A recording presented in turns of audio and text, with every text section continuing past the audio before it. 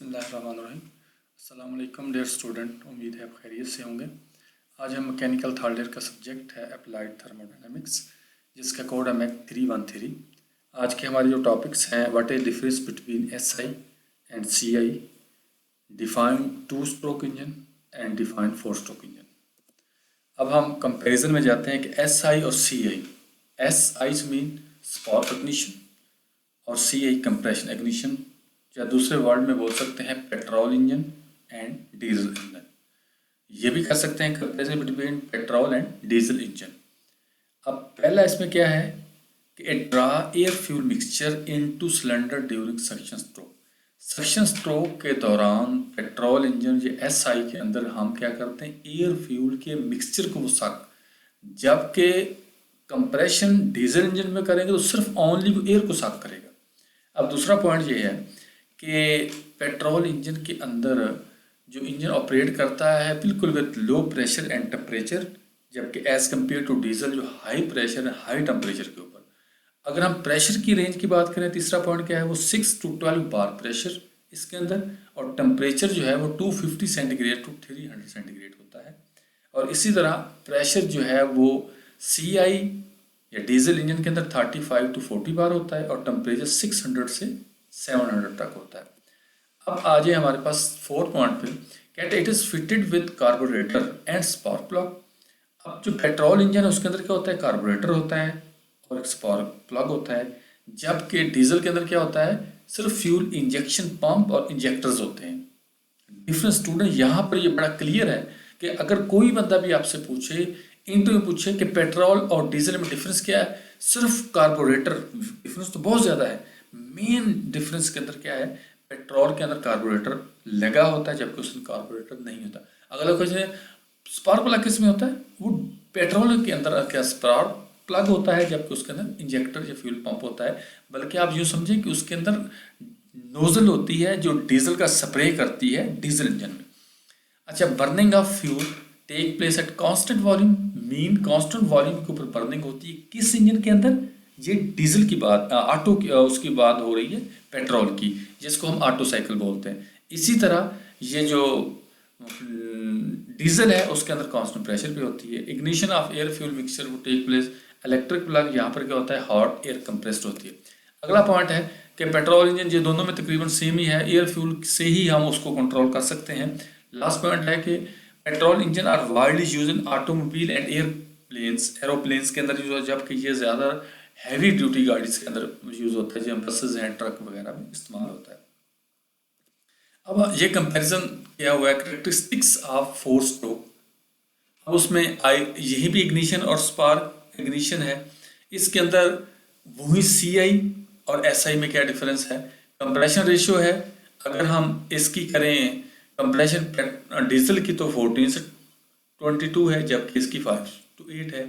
इसमें क्या होता है, कंप्रेशन होती है, इसके अंदर इलेक्ट्रिक प्लग होता है। अच्छा, इसकी थर्मल एफिशिएंसी 3 से 60% होती है, या इसके 25 से 30% होती है। इंजेक्टर होता है कार्बन।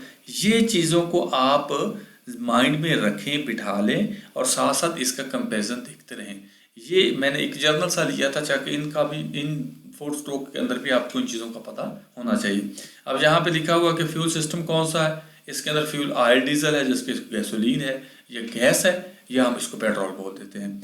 अच्छा, पावर वेरिएशन क्या है, इसके इंक्रीज इन फ्यूल, जबकि इसके अंदर क्या इंक्रीज इन फ्यूल होती है। अब यहाँ पर ये इसके पॉइंट बड़े इंटरेस्टिंग है। अगर हम एयर फ्यूल रेशियो लें तो 1500 की है, ये 1020 की है। इसी तरह रिलेटिव फ्यूल कंजप्शन लोअर होती है, जबकि इसके अंदर हायर होती है, किसमें, पेट्रोल इंजन में। इसी तरह इसकी पेट्रोल पर लीटर फ्यूल कंजप्शन किसकी अच्छी होती है, डीजल की अच्छी होती है, पेट्रोल की कम होती है। टेम्परेचर एग्जॉस्ट का कितना है, ये डीजल का 482 से होता है, जबकि इसका इससे ज़्यादा होता है। और स्टार्टिंग कैसी है, ये थोड़ी सी मुश्किल होती है डीजल, जबकि ये ईजिली, इसको जिसको बोलते हैं, इसकी पिक बड़ी अच्छी है, बड़ी जल्दी स्टार्ट हो जाती है, ये वो चीज़ें हैं। इसी तरह इसकी स्पीड रेंज क्या है, ये सारी इसके अंदर मेंशन है। अब आज हम टू स्ट्रोक साइकिल और पेट्रोल इंजन में क्या डिफरेंस है। अच्छा, इसके अंदर मेन डिफरेंस ये होता है कि क्रैंकशाफ्ट के 1 रेवोल्यूशन में हमें 2 स्ट्रोक मिलते हैं। अच्छा, 2 स्ट्रोक में, पहले एक स्ट्रोक में ये पावर और एग्जॉस्ट का फंक्शन परफॉर्म कर लेता है, और दूसरे में इनटेक, जिसको बोलते हैं सक्शन और कंप्रेशन, ये दोनों एट ए टाइम काम कर लेता है। स्ट्रोक, टू स्ट्रोक का मतलब कि दो स्ट्रोक हैं। क्रैंक शाफ्ट के वन रेवोल्यूशन में हमें दो स्ट्रोक मिलते हैं। उसमें एक स्ट्रोक के अंदर पावर और एग्जॉस्ट होता है, दूसरे में इनटेक और कंप्रेशन होता है, और इनमें से मिलता हमें सिर्फ एक पावर स्ट्रोक है।